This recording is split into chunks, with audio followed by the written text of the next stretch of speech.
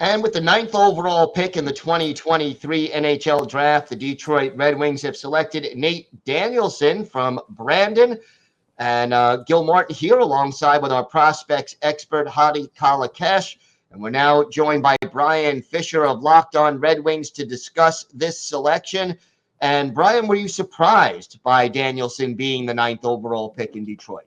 Yeah, I was definitely surprised. He's not a guy I expected to go in the top 10.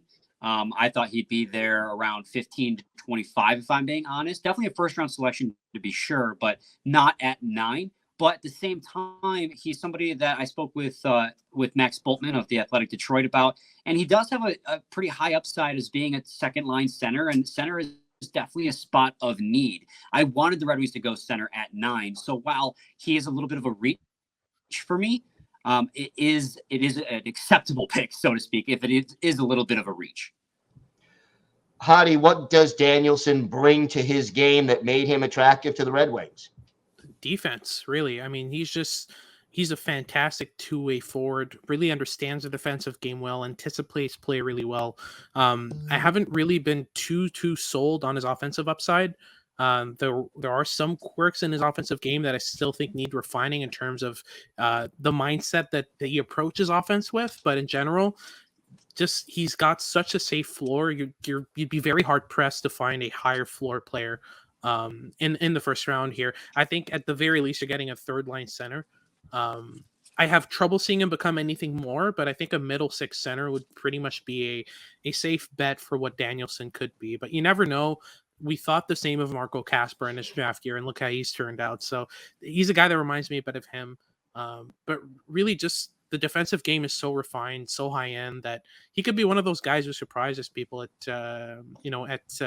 training camp and then makes a spot out of off the jump. But it would definitely be in a fourth line kind of role.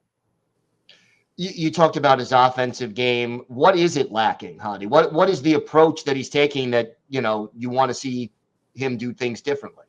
More aggression, more confidence, especially in a skill set, because there are some flashes from time to time of a really high-end pass through a couple sticks across the slot, or a really decent shot through a screen or that kind of thing. But it's very sporadic and very occasional. Whereas I think giving him more confidence in his abilities maybe would come with a couple years in the WHL just to dominate his age group and just come out of there knowing that he's a high-end top 10 pick in this draft. I think could help him a lot. But really it's just a mindset thing with him. And his shot's not the heaviest, not the most accurate. His playmaking isn't as diverse and refined as a Zach Benson or a Matvei Michkov or other players that are in this range. So he's one guy that I think would need a lot of work in order to face top lines regularly. But like I said, a middle six is realistic for him. Brian, you said center was the position you wanted them to address first. Where do they go next?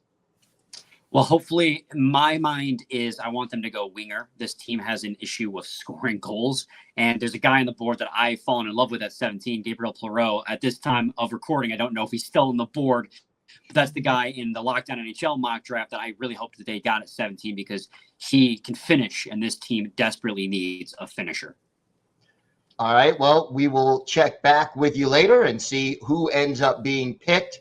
So for more on this selection and all of the Red Wings' other moves around the draft and free agency, tune into Locked On Red Wings for free on your favorite podcast app and on YouTube. It's all part of the Locked On Podcast Network, your team every day.